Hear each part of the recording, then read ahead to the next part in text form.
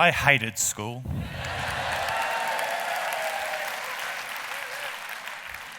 The violence, the bullying, the day-to-day put-downs, it was almost as much as I could take. And that was from the staff. And I'm not joking about that. It's my contention that secondary school at least only works for approximately a third of all students. And I'm not for a moment suggesting that they're maximising their learning potential, but they do learn to play the game. And as a result of that, they generally have positive relationships with staff and their peers, and they learn some skills, and honestly they end up in careers and in courses that they're moderately happy with or happy with. For the middle third though, it's a pretty average outcome. These kids don't get a lot out of their education, but nor do they put a lot in either. They're the chronically underinvested. And they work out fairly quickly that the skills that they have are not those that are valued by the school. But for the final third, it's a pretty disastrous outcome. They either can't or won't play the game, and as a result of that, their relationships with their staff are honestly fairly terrible. They often don't develop the skills that they need, and they certainly don't find their passions whilst they're at school. Now, my question today is, how did we let learning get that bad?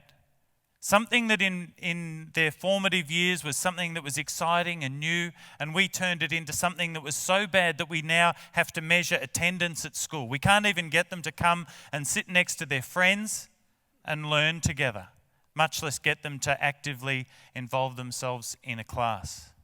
Now, part of that is actually the teacher's fault, okay? And I know teachers try really hard, and I'm not bagging them in any way, but the reality is that most teachers come from the top third, the third for which school made sense. They knew the rules, and they've then ended up in that career.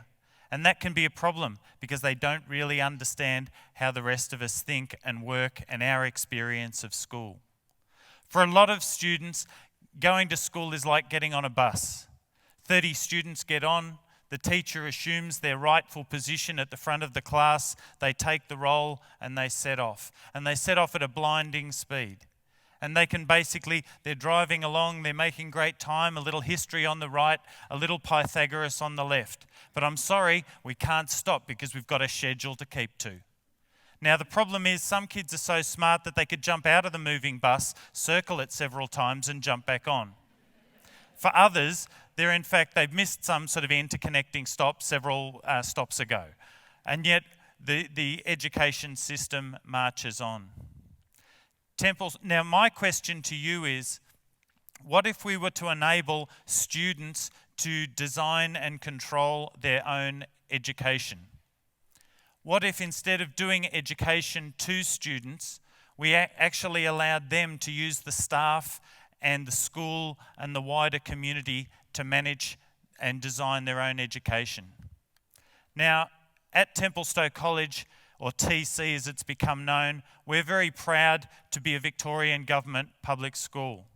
We're very proud of that fact. And we comprise approximately 600 young people aged between the ages of 12 and 18, and approximately 70 staff and volunteers. And at TC, we encourage students to drive their own learning and to manage their own education.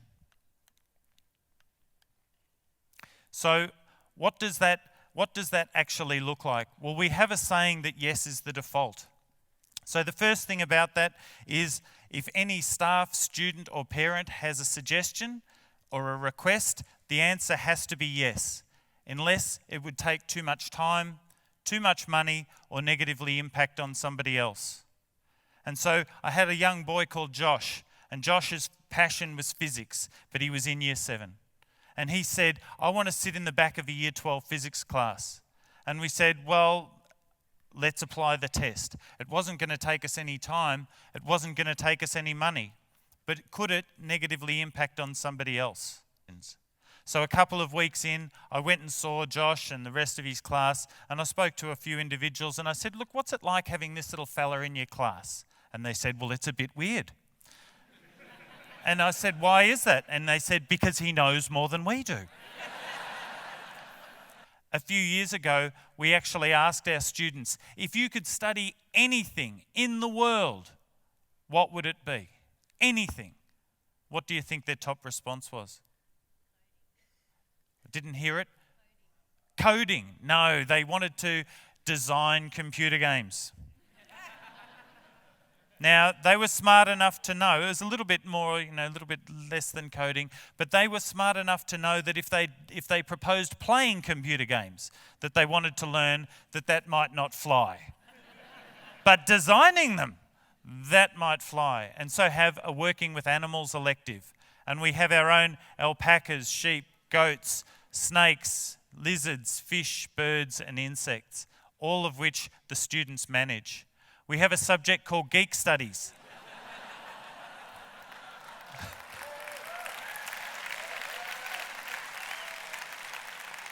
This is probably an unusual audience. I think I would have to run more Geek Studies classes for you.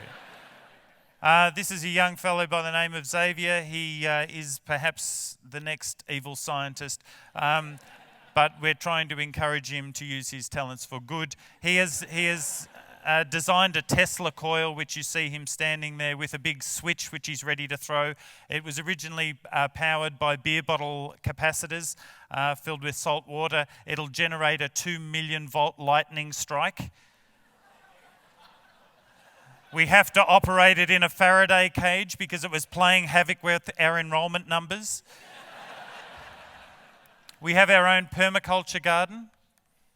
We have a thing called Coffee Club, and the young girl that you see there, her name is Scout. She's a professional barista.